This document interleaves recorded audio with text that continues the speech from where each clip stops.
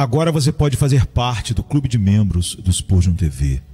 Esses são e-books já disponibilizados para os membros do canal. Todos os dias, novos e-books são adicionados junto com outros benefícios que só os membros têm. Sendo um membro, você passa a ajudar no crescimento desse ministério, tanto na quantidade do que podemos publicar, como na qualidade do material. Nosso propósito é, juntos, atingirmos o maior número de pessoas com sola escritura.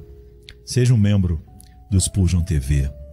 Sermão número 639, pregado na manhã de domingo, 16 de julho de 1865, por Charles Haddon Spurgeon, no Tabernáculo Metropolitano, Newington, Londres, Inglaterra. Simão, chamado Zelotes. Lucas 6:15. Simão, chamado Zelotes, aparentemente tem dois sobrenomes na Escritura, mas ambos significam a mesma coisa. Ele é chamado Simão, o cananeu, em hebraico, não porque ele fosse habitante de Caná ou um cananeu, mas porque essa palavra, quando interpretada, significa exatamente o mesmo que a palavra grega zelotes. Era chamado Simão, o Zelote. Suponho que ele tenha recebido esse nome antes de sua conversão. Alguns pensam que ele era membro daquela seita política judaica muito feroz e fanática, chamada de Zelotes, pela qual o cerco de Jerusalém se tornou muito mais sangrento do que seria. Mas isso não parece muito provável, pois a seita dos Zelotes mal surgira na época do Salvador, e, portanto, nos inclinamos a pensar, junto com Hackett, em seu comentário de Atos, que ele foi assim chamado por seu apego zeloso à sua religião como judeu, pois havia alguns nas diversas classes da sociedade judaica que eram tão excessivamente cheios de zelo que recebiam o nome de Zelote. Mas me parece que ele também deve ter sido Zelote depois de convertido, pois dentro daquele círculo sagrado que rodeava Nosso Senhor, cada palavra era verdade. E o Mestre não permitiria que nenhum dos seus discípulos carregasse um sobrenome que não fosse expressivo ou verdadeiro. Ele era Simão, o Zelote, enquanto nas trevas e cegueira da sua mente não conhecia o Messias.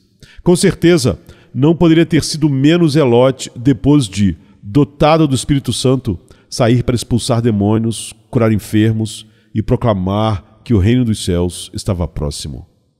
Eu ficaria contente se muitos entre nós merecessem o mesmo título, vivendo de tal maneira que os homens os chamassem de zelotes, ou até mesmo de fanáticos, pois esta é uma era tão sonolenta no que se refere às coisas espirituais, que ser chamado de fanático, hoje em dia, é uma das maiores honras que um homem pode receber.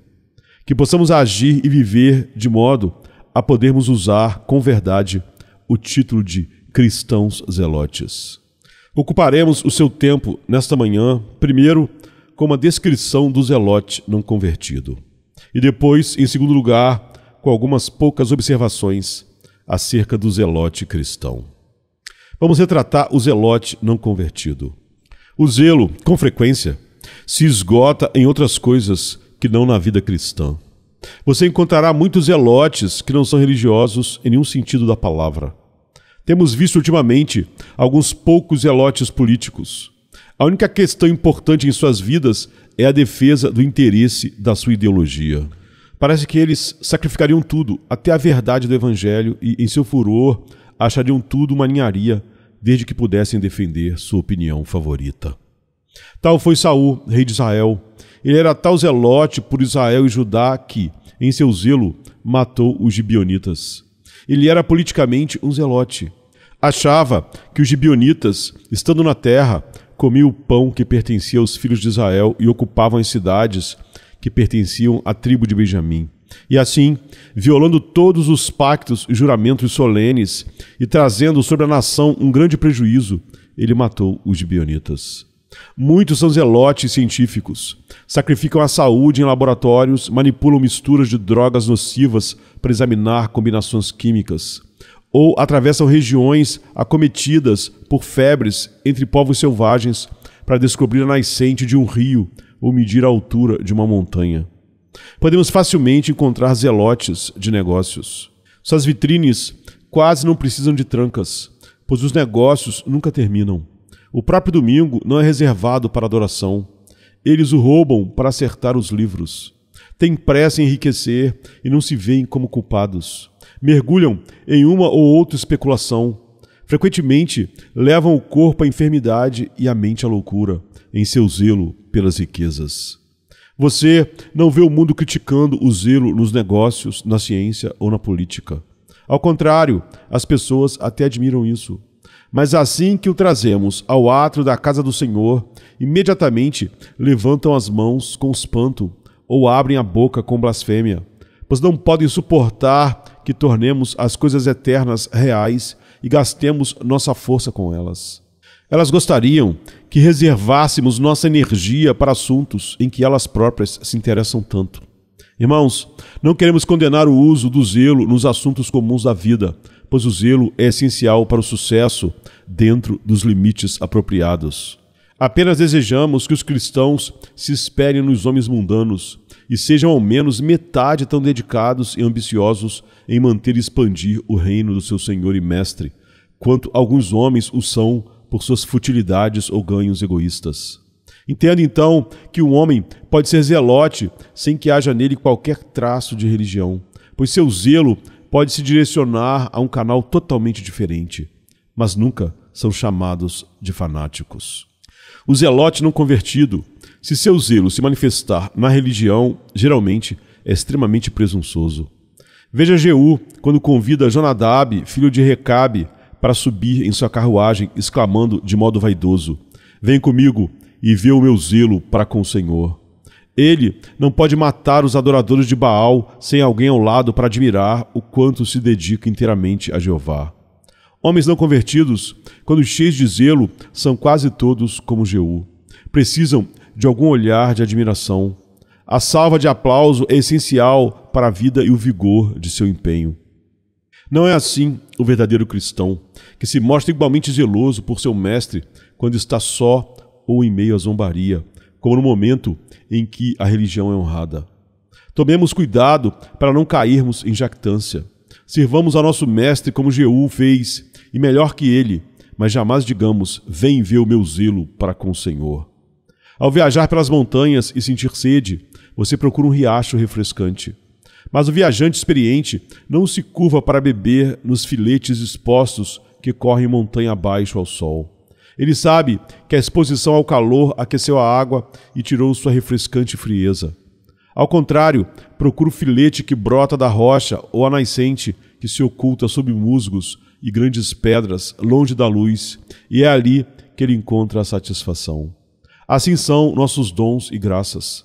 Se os exibimos publicamente, eles perdem a aceitação diante do Altíssimo.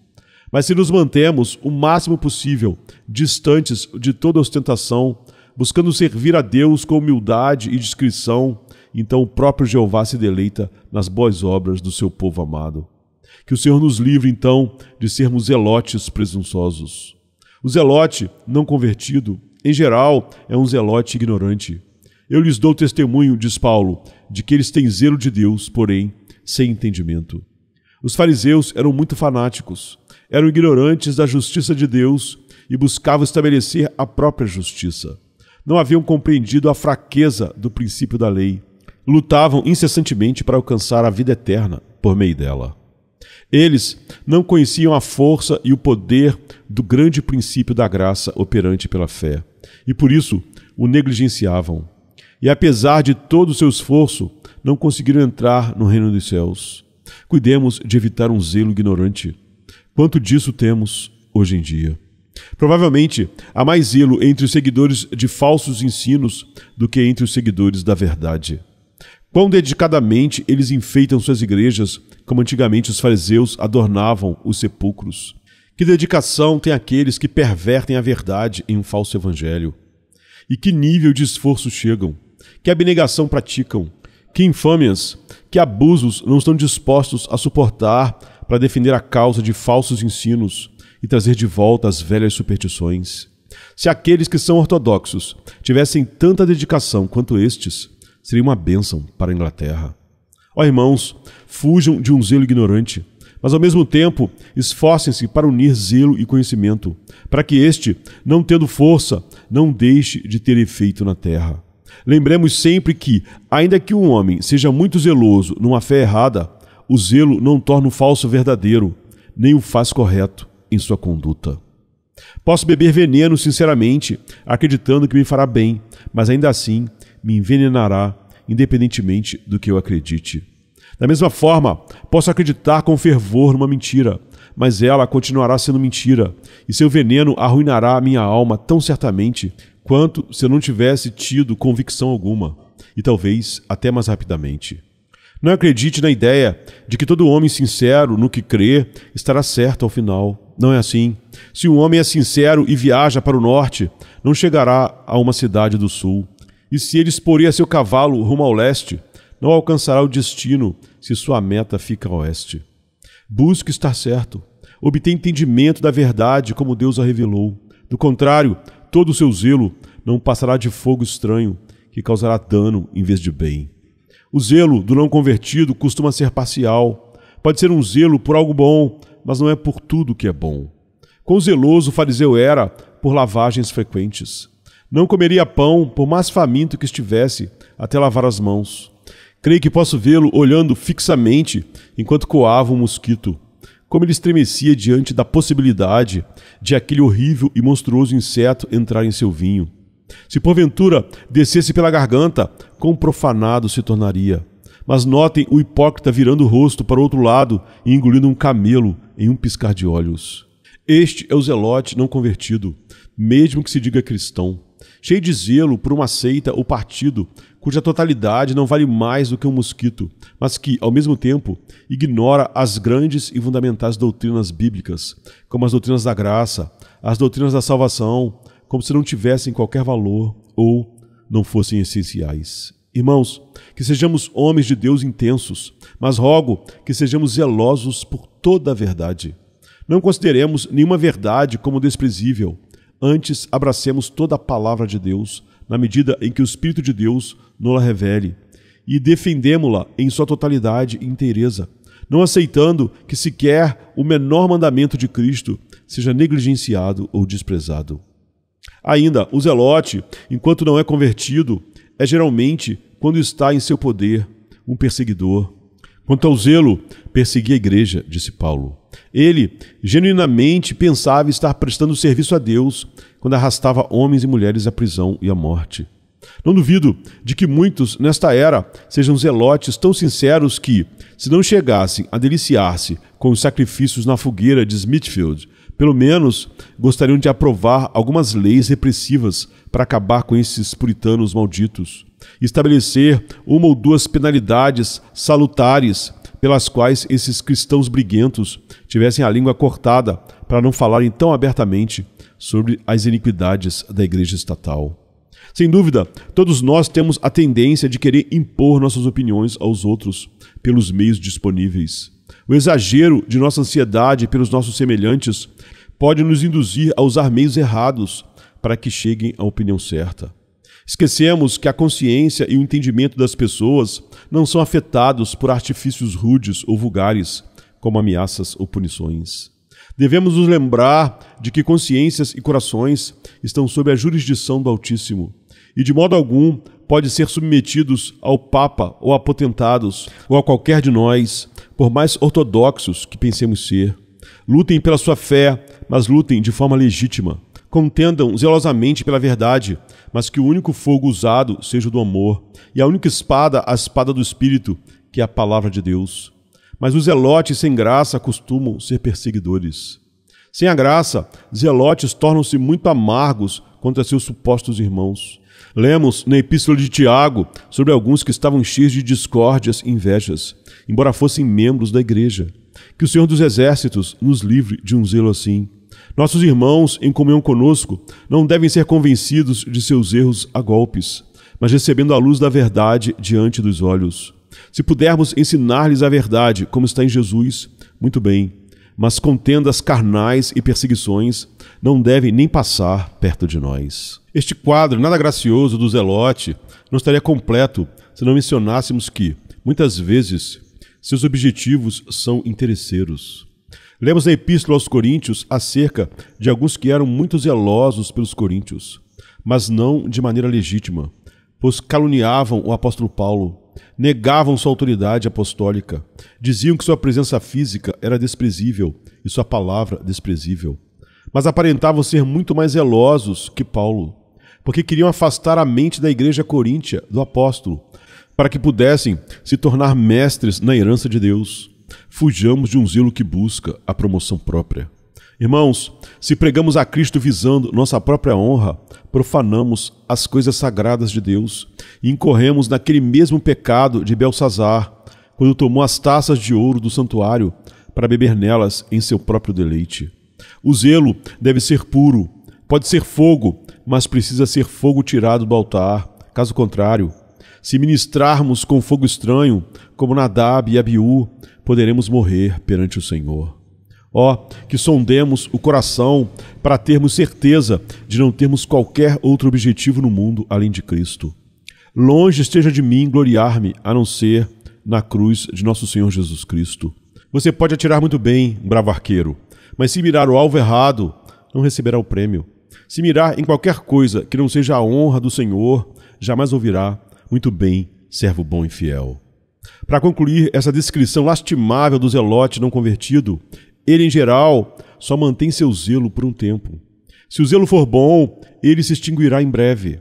O apóstolo Paulo diz: é bom ter zelo, mas que seja por uma boa causa sempre. Alguns de vocês são fortemente zelosos numa reunião de oração e ficam intensamente fervorosos durante um período de avivamento. Consagram-se a Deus de modo admirável por 1 ou 2 meses. Vivem de modo coerente por algumas semanas. São diligentes no uso dos meios de graça por certo tempo.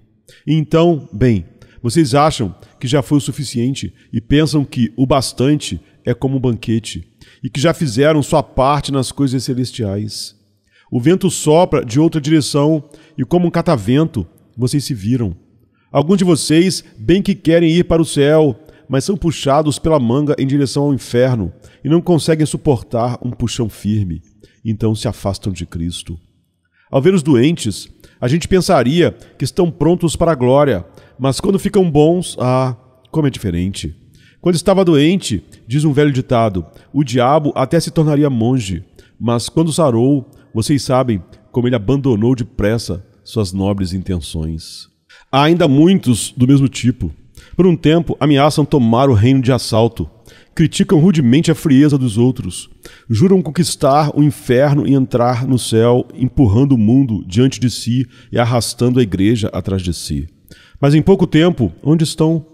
Retornaram à letargia anterior ou, talvez, tenham levado seu zelo para o acampamento do adversário. Este é o zelote não convertido. Permitam-me dizer algumas poucas palavras a mais antes de sairmos deste ponto. Há muito nele que podemos imitar. Por mais não convertido que seja, por mais prejudicial que seu zelo possa ser, se pudéssemos tirar essa espada de sua mão, de quanta utilidade seria para nós?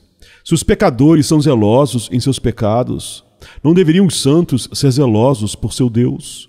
Se as coisas temporais conseguem inflamar as paixões humanas, não deveriam as realidades eternas exercer força muito maior e avassaladora?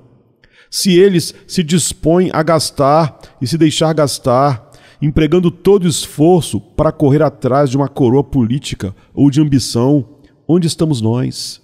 Que preguiçosos, que retardatários somos, pois nos dedicamos às coisas de Deus com meio coração. Como diz o hino, ó bom Senhor, viveremos para sempre neste ritmo moribundo? Lembre-se também de que devemos olhar para esses zelotes com esperança. Quando um homem serve a Baal com todo fervor, é de lamentar e de se lastimar, mas ainda assim é alguém digno de ser pescado e buscado. Sabemos de um tipo de pessoa que nunca será grande coisa em nada, que não se destaca nem no mal. O próprio diabo não deve respeitá-las muito, pois elas o servem mal. Se tornarem cristãs, ficarão na retaguarda. Precisarão ser puxadas à frente e receber muito do vigor da igreja, sem que possam oferecer tanta força de volta. Mas quando encontramos alguém que é vigoroso na causa de Satanás, se a graça soberana o subjugar, que troféu ele se tornará do poder divino, e quão gloriosamente poderá se empenhar pelo Evangelho de Cristo. Olhem para Saulo de Tarso. Não havia ninguém mais zeloso contra o evangelho do que ele, mas tornou-se segundo a ninguém quando se converteu em pregador da palavra. Olhem para John Bunyan no pátio da vila. Nunca era o segundo em nada. Sempre o líder, fosse no jogo de bola, em pleno domingo, fosse tocando os sinos da igreja, fosse blasfemando. Ele era um príncipe no acampamento do diabo. E quando se tornou cristão, não havia ninguém como John Bunyan para bradar a lei ou pregar o evangelho do nosso Senhor Jesus Cristo, sem temor das penas e punições. O irmão John Bunyan diz, em seu grande Graça Abundante, que tinha grandes esperanças pela Inglaterra, pois os jovens de sua época eram tão terrivelmente maus que, se Deus os convertesse, eles se tornariam excelentes cristãos. E compartilho um pouco desse mesmo pensamento. Quando vejo alguém chegar aqui que é conhecido por ser um pecador convicto, sinto esperança de que possa se tornar um santo de retidão. Alguns têm chegado aqui sendo líderes na iniquidade, e ao invés de pensar, o caso deles é sem esperança, penso, vamos orar com toda a força para que a graça soberana vença seu pecado. Quem sabe o que poderão fazer pela igreja se forem convertidos. Agora, para um quadro mais agradável, o verdadeiro zelote cristão. Como o zelo do cristão se manifesta? Primeiramente, manifesta-se em seu relacionamento privado com Deus. O zelote não convertido é hipócrita. Não se chega a Deus no íntimo. Pode até usar uma forma de oração particular, mas não tem verdadeira comunhão com Deus a sós.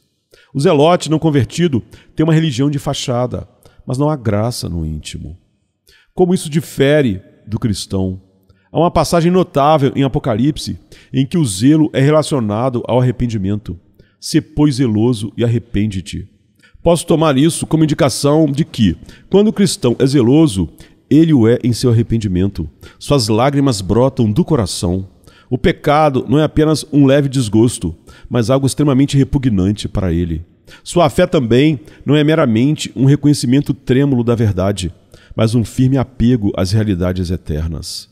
O zelote cristão, quando está a sós com Deus, coloca todo o seu coração no serviço ao Senhor. Seja qual for a graça exercitada, ele busca tê-la de modo pleno e ativo. Se entrega o coração a Deus, é um coração cheio de santo fervor, como um incensário sagrado. Se dedica-se, em particular, a algum ato piedoso de comunhão, ele não deixa a mente divagar, ou, se ela vagueia, ele luta até prendê-la com cordas ao altar do Senhor. Irmãos, como gostaria que fôssemos mais zelosos. Ai de mim, tenho de confessar que, quando tento orar, muitas vezes não consigo. Quando quero fazer o bem no lugar secreto de oração, o mal se apresenta junto. Gostaria de ter poder para andar com Deus como Enoque andava. Mas as preocupações da igreja, sem falar das futilidades da vida, se intrometem e, por isso, a alma sai do lugar de oração sem refrigério. Muito por carecer de zelo em seus exercícios de devoção. O verdadeiro zelote cristão procura, acima de tudo, que sua vida espiritual particular seja intensa, sabendo que aí se encontra o ponto vital da piedade. Também podemos reconhecer o zelote cristão por suas orações. Observe como ele se expressa na reunião de oração. Não é uma repetição de frases sagradas decoradas. Não é a reiteração de metáforas que se tornaram cansadas e batidas.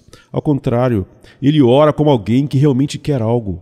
Ele chega ao portão do céu e bate de novo, até que a porta se abra. Ele se agarra aos portais celestes e sacode-os como se fosse arrancá-los, trancas e tudo, como Sansão fez com os portões de Gaza, antes de desistir de prevalecer com Deus.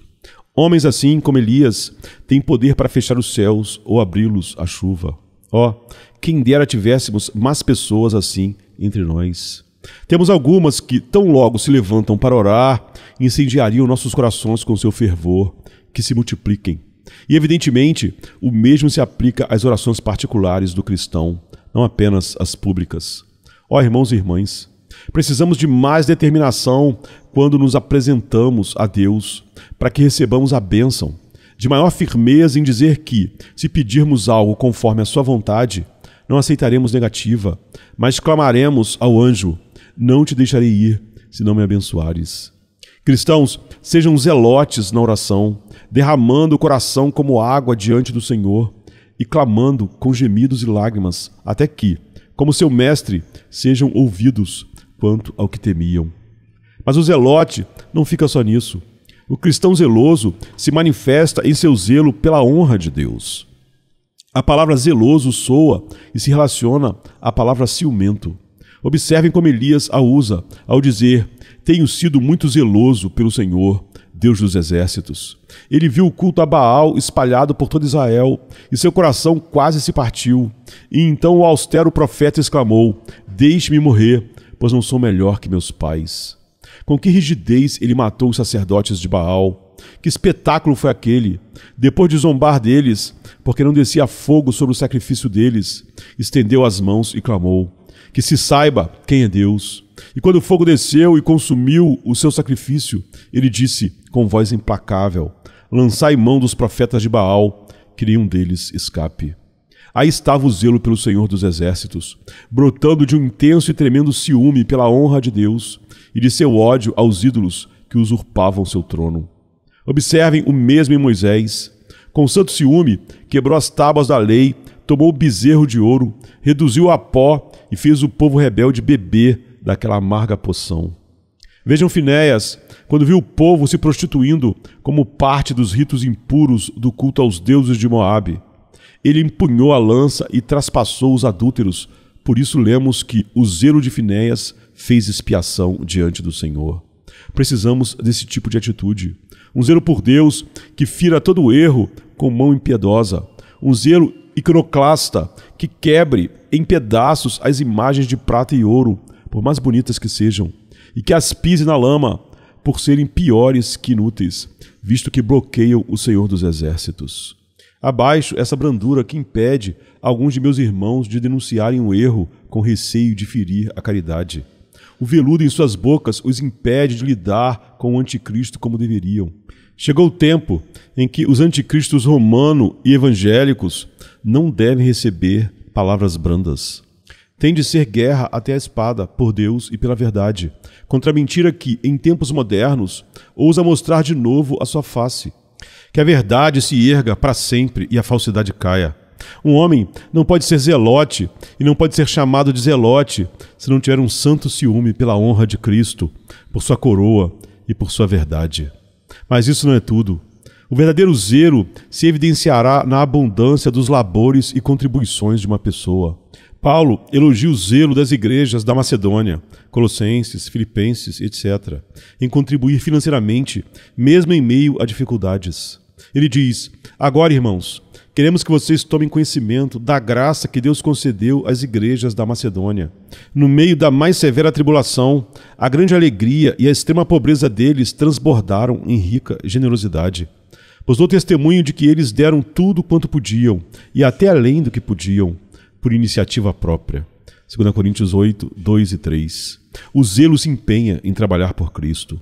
Meus irmãos, se desejam um retrato de zelo, olhem para o apóstolo. Como ele viaja por mar e terra, tempestades não o detêm, montanhas não bloqueiam seu caminho, é açoitado, apedrejado, lançado em prisões, mas o herói invencível da cruz avança na santa guerra, até ser recebido no céu para receber a coroa da glória. E nós fazemos pouco ou quase nada, a maioria de nós. Desperdiçamos nosso tempo, ó se vivêssemos enquanto vivemos de fato. Mas nossa existência é só isso que temos? Que coisa pobre ela é. Corremos como riachos rasos, não temos forças para mover o moinho do trabalho, nem profundidade para carregar o navio do progresso, tampouco volume para regar os prados da pobreza. Secamos no calor do verão, congelamos no frio do inverno. Ó que pudéssemos nos tornar largos e profundos como um rio caudaloso, que suporte uma frota e alegre uma nação. Ó, que nos tornemos correntes inesgotáveis e permanentes de utilidade, graças às abundantes fontes de onde brotamos, o Espírito do Deus vivo. O zelote cristão se faz notar pela angústia da alma quando seu trabalho por Cristo não é bem sucedido, pelas lágrimas que lhe sulcam o rosto ao ver que pecadores não se convertem. Não me fale de zelo que só move a língua, os pés ou as mãos. Precisamos de zelo que mova todo o coração. Não conseguimos chegar ao grau de suar sangue, como fez o Salvador, mas devemos, ao menos, aspirar algo próximo a isso, quando contemplamos as terríveis nuvens do pecado e a tempestade da ira de Deus que se aproxima. Como posso ver almas sendo condenadas sem me abalar? Como posso ouvir o nome de Cristo sendo blasfemado sem estremecer? Como posso pensar na multidão que preferem a ruína à salvação sem sentir uma pontada no peito? Acreditem, irmãos e irmãs, se vocês nunca perdem o sono, se nunca derramam lágrimas, se seu coração jamais incha como se fosse explodir, não esperem serem chamados de zelosos. Não conhecem nem o início do verdadeiro zelo, pois o alicerce do zelo cristão é o íntimo do coração. O coração deve estar pesado de dor e ao mesmo tempo pulsar com intenso ardor. Deve desejar com fervor a glória de Cristo e o cumprimento de sua vontade, ou jamais conheceremos algo próximo do zelo que Deus gostaria que tivéssemos. E para concluir este tópico de como o zelo se manifesta, deixe-me dizer que, onde quer que seja genuíno, vê-se um forte amor e apego à pessoa do Salvador. Eis uma das causas de nossa falta de zelo. Muitas vezes, o Cristo pregado não é um Cristo pessoal. Não tenho repetido inúmeras vezes deste púlpito que nada pode tornar um homem zeloso como um apego a uma pessoa. Quando as tropas de Napoleão conquistaram tantas vitórias, sobretudo no início de sua carreira, e venceram de modo tão impressionante contra forças muito superiores, qual a razão? O pequeno cabo estava lá, e quando chegava o momento decisivo do ataque, ele ia na frente, atravessando pontes ou investindo contra o inimigo, sempre se expondo ao perigo. E o apego pessoal e a admiração dos soldados por sua valentia os fazia segui-lo de perto, rumo à vitória. Não ouvimos falar de alguns que se colocavam diante dos canhões para salvar-lhe a vida? Não teriam sido possíveis tais façanhas se não houvesse esse líder capaz de conquistar os homens a si. E a pessoa do Salvador. Que apego pode haver comparável ao que une um cristão ao seu Senhor? Que pessoa jamais existiu cujos lábios liberassem correntes douradas para prender todos os corações? Quando o contemplamos, nossos corações se inflamam de sagrado fervor. Quando pensamos nele, nossa alma arde. O que não somos capazes de fazer em sua presença? O que não somos capazes de sofrer quando ele nos conforta? Não há impossíveis, sequer dificuldades, quando Jesus Cristo chega e nossos corações transbordam de amor por ele. É um sinal constante e seguro de um autêntico zelote que seu apego à pessoa do Mestre seja profundo e ardente, e que ele não consiga esquecer aquele que o resgatou com seu sangue. Como esse zelo é mantido? Para manter uma boa fogueira de zelo, precisamos de muito combustível, e a chama terá a qualidade do combustível. Então, este deve ser bom para produzir um santo zelo. Se entendo corretamente, o zelo é fruto do Espírito Santo, e o genuíno zelo obtém vida e força vital da operação contínua do Espírito Santo na alma. Em seguida, o zelo alimenta-se de verdades como estas. É impulsionado ao ver a ruína dos pecadores. A simples visão de um pecador desperta no homem de coração correto um ardor por sua conversão. Percorra nossas ruas quilômetro após quilômetro, entre pelas ruelas, visite os cortiços, não se deixe repelir pelas casas em ruínas. Entre, suba as escadas, veja quantos dormem num só cômodo, note a pobreza, a imundície, desça algumas vielas e repare a ignorância. O crime. Acredito que o missionário urbano encontra diariamente motivos suficientes para manter seu zelo em ebulição. E se nós, por nossa vez, fôssemos mais vezes a certos becos sombrios desta imensa cidade, voltaríamos ao quarto de oração dizendo: meu Deus, eu não tenho pensado nesses necessitados como deveria. Em vez de me empenhar com todo o meu ser, tenho desperdiçado meu tempo. Mas o que é Londres? Essa nação em forma de cidade, o que é? Uma gota num balde, comparada às multidões que ainda jazem em trevas. Que qualquer um reflita sobre a Índia ou sobre a China. Em muitos lugares, não existe sequer um missionário para cada 1 milhão de pessoas. E dos que estão ali, muitos bem que poderiam ter ficado em casa, pois cristianizam as pessoas apenas batizando-as, sem conhecer a obra do Espírito na alma. O que se diz em alguns lugares do campo missionário a respeito de muitos dos convertidos de meras pregações ritualistas e batismos. É sabido que, em algumas partes do mundo, os piores patifes são os cristãos nominais. A razão? Não foram feitos cristãos pela conversão, mas pelo batismo. E assim se lança uma mancha indelével sobre Cristo, perpetuando no exterior a ideia de que basta introduzir cerimonialmente gente à igreja para chamá-los de cristãos, quando no fundo são ainda mais falsos que os próprios pagãos. Só de pensar na urgência de se pregar um evangelho fiel e honesto, um evangelho de doutrinas que realmente transformem a alma, clamar pela vinda do Espírito Santo para lidar pessoalmente com cada indivíduo. Qualquer conversão em massa de tribos ou nações, chamando-as cristãs, quando elas apenas se civilizaram, é engano e abominação. As necessidades da época já bastam, se alguém entende as realidades eternas, para nos fazer zelosos ao extremo. Em seguida, o zelo cristão se alimenta ao recordar a gratidão. Amado do meu Deus, por Ele de novo, em intenso amor eu me inflamo. Escolhido por Ele antes do tempo, eu o escolho em retribuição. Contemple o abismo de onde você foi tirado e encontrará razões abundantes para gastar suas forças por Deus. O zelo por Deus também se sustenta ao considerar o futuro eterno. Ele contempla, com olhos cheios de lágrimas, as chamas do inferno e não consegue adormecer. Ele ergue o olhar com ansiedade para as glórias do céu e não pode deixar de se mover. O zelo por Deus se lembra da morte e ouve o galope do cavalo branco com o cavaleiro esquelético logo atrás. Sabe que tudo o que faz é pequeno comparado ao que se precisa e que o tempo é curto comparado à grande obra a ser realizada. Por isso, entrega tudo o que tem à causa de seu Senhor. Acima de tudo, o zelo por Deus se nutre do amor por Cristo. Lady Parscourt disse em algum lugar: se queremos ficar completamente abrasados de zelo, precisamos chegar perto da fornalha do amor do Salvador. Basta conhecer o quanto Cristo nos amou e não podemos deixar de amá-lo. Saber como ele foi cuspido, desprezado, como sangrou e morreu por nós. E não conseguiremos ficar inertes.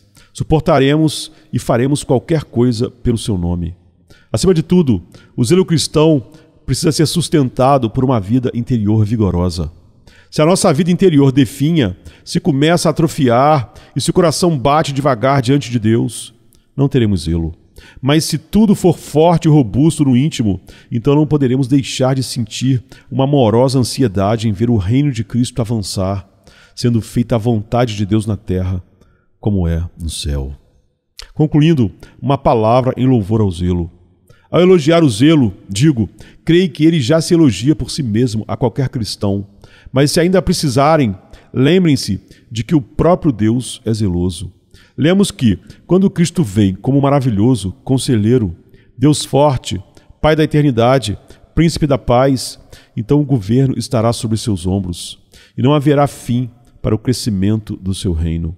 Mas a Escritura acrescenta, o zelo do Senhor dos Exércitos fará isso. Deus tem sido zeloso em juízo. Ezequiel nos diz que Deus estava com zelo quando saiu para ferir seus inimigos. Mas quão zeloso ele é na graça. É incrível usar tal linguagem, mas temos base bíblica para isso. Quando Deus se propõe a salvar os eleitos, ele se enche de zelo. Não há sono nem negligência em Deus na obra de conversão e salvação. Por amor de Sião, ele não descansa, nem se calará até que Cristo veja o fruto do seu penoso trabalho e se satisfaça. Deus é diligente, Deus é zeloso. Filhos de Deus, sejam imitadores dele, como filhos amados. Cristo foi zeloso. Lemos que o zelo pela casa de Deus o consumia. E quando ele tomou o azorrague de pequenas cordas e purificou o templo, João nos diz que se cumpria a palavra: o zelo pela tua casa me consumiu. O profeta diz que ele se vestia de zelo como um manto. Não era somente parte dele, mas o cobria por inteiro. Cristo era completamente zeloso. Não sabias que me convém tratar dos negócios do meu Pai? É uma de suas declarações quando ainda criança. E desde o princípio até o fim, seu alimento e bebida era fazer a vontade do Pai. A que velocidade ele seguiu adiante? Que rodas aceleradas havia na carruagem do dever, até que os eixos se aqueceram com a velocidade. Irmãos, vocês têm em Cristo um exemplo. Não lhes basta isso? Certamente, só posso descer em meu argumento, não subir. Considerem os santos anjos, que serão nossos companheiros no porvir. Não são eles chamados labaredas de fogo? Não são chamados serafins precisamente por voarem como chamas a serviço do seu mestre? Não sejam vocês lentos, onde os anjos se movem como relâmpagos. Se queremos ver algum êxito na igreja, e sei que isso nos é precioso, se desejamos ver almas convertidas, e sei que é o objetivo de nossas orações diárias, se anelamos ouvir o brado, os reinos deste mundo se tornaram do nosso Senhor e do seu Cristo, e sei que esse é nosso anseio apaixonado, se almejamos ver coroas sendo colocadas sobre a cabeça do Salvador e seu trono exaltado, e sei que é nossa grande ambição, se desejamos ver Jeová, nosso Pai, glorificado até os confins da terra, então sejamos cheios de zelo. É o meio que Deus usará em complemento para converter o mundo, o zelo da igreja. Simão Zelotes deve liderar a vanguarda. Os demais seguirão em seus postos. Conhecimento, paciência, coragem, prudência. Cada graça fará grandes coisas, mas o zelo irá à frente, erguendo o estandarte. Que possamos ficar lado a lado com os mais zelosos no dia da batalha, para estarmos lá também, na hora da vitória. Não posso, nesta manhã, falar-lhes como gostaria, pois não sinto em mim mesmo o zelo que gostaria de ter. Ah, se tivéssemos o zelo de George Whitefield, o zelo de homens que estavam sempre pregando ou orando, homens que pareciam não conhecer cansaço ou o sacudiam como o pó dos pés. Ó, para que voltasse o zelo dos tempos apostólicos, quando o menor dentre nós estaria pronto a morrer por Cristo, se fosse preciso, e todos proclamariam o Evangelho onde quer que fossem enviados. Ó, que tivéssemos mais zelo no lar, buscando com mais fervor a conversão de nossos filhos, mais zelo no local de trabalho, irradiando aos colegas o espírito que nos move. Ó, que tivéssemos mais zelo na igreja e nas reuniões de oração, para que tudo fosse feito com ardor. E, sobretudo, ó, que houvesse mais zelo no púlpito, fogo santo, desça dos céus. Temos a lenha, temos o altar, temos o sacrifício, mas precisamos do fogo. Não repararam, irmãos e irmãs, no quanto uma pessoa pode fazer quando está revestida de zelo? Alguns pregadores que ouvimos nos arrebataram, fazendo nosso sangue ferver de santo entusiasmo, ainda que tivessem poucos talentos. E percebemos, naquele instante, que eles aproveitaram melhor o um talento do que muitos outros que têm 10. Acreditem, não é a extensão do seu conhecimento, embora seja útil. Não é a extensão do talento ou da habilidade, embora cada um tenha seu lugar. É o seu zelo que cumprirá a obra de Deus. Permitam-me exortar-vos, como membros desta igreja, a não deixar seu zelo esfriar. Quantas reuniões de oração tivemos? Como esquecer os cultos na Park Street, quando me senti obrigado a dispensá-los sem pregação, pois o Espírito de Deus estava tão intensamente presente que todos ficávamos prostrados orando e qualquer palavra minha teria sido mera intrusão. Que zelo vocês demonstraram! Alguns de vocês têm buscado fervorosamente a conversão de almas. Ao ver alguns irmãos, sei que são pais e mães espirituais em Israel, não apenas de 1 ou 2, mas de dezenas. Vocês, acaso, relaxarão agora? Deixaremos nossa força se dissipar? Afrouxaremos na oração? Deixaremos de receber a bênção que nos aguarda? Vamos retirar nossas cabeças da coroa quando ela já está prestes a pousar sobre nós? Rogo que não. Que todos nós sejamos unidos como um só homem. Que lutemos ardentemente pela fé que uma vez foi dada aos santos.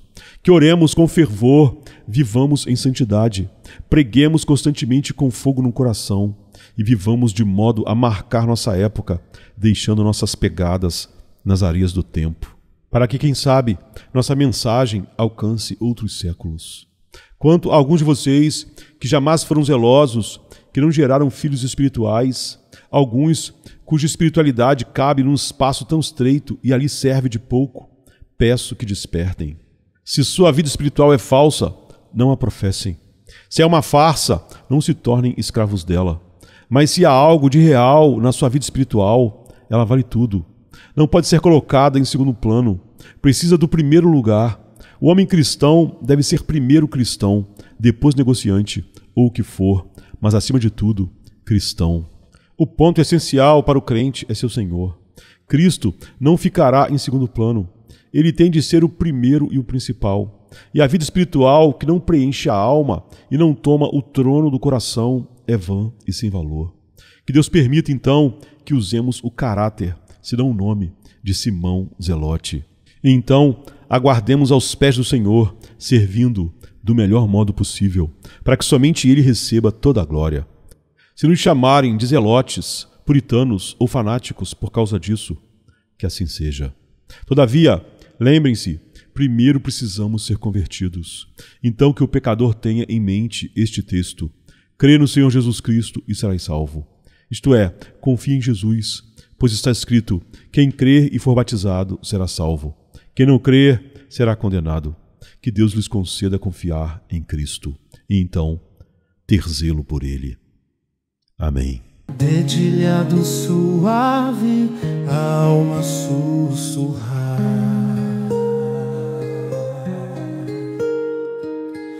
Lembranças ecoam, começam a falar. Nos vales profundos, na luz do amanhecer, Cristo sempre esteve, sem jamais se esconder. Cada passo que dei nessa estrada sem fim, momentos de luz, outros tão ruins, mas em cada queda tua mão me ergueu. Em Cristo encontrei o que o mundo perdeu. Quando as dúvidas surgiam como um mar agitado, tua voz sussurrava: estou ao teu lado. Tudo que eu vivi, teu amor guiou. Nas sombras e dores, tua luz brilhou. Os dias que ri, as noites que chorei, foram passos ao lado do Rei dos Reis. Os ventos que vieram me fizeram lutar, mesmo nas tormentas pude te encontrar. Cada perda, tua graça brotou, cada erro, tua cruz me salvou. Nos desertos mais áridos, tua água fluiu. Meu coração tão sedento, tua paz revestiu. Tudo que eu vivi, teu amor guiou. Nas sombras e dores, tua luz brilhou.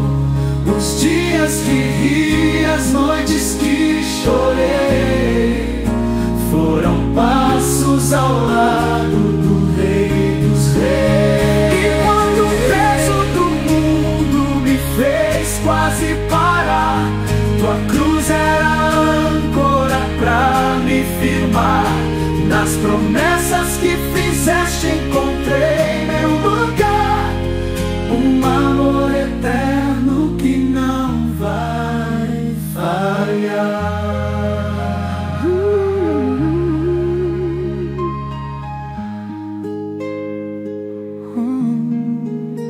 Cada sonho desfeito, cada nova visão foi moldado em Cristo, firmou meu coração.